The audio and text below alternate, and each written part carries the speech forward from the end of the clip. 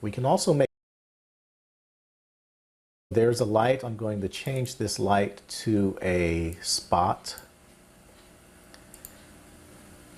Okay, and then I'm going to make the light the active object, and I'm going to link to it. Now we're looking at the scene through the light.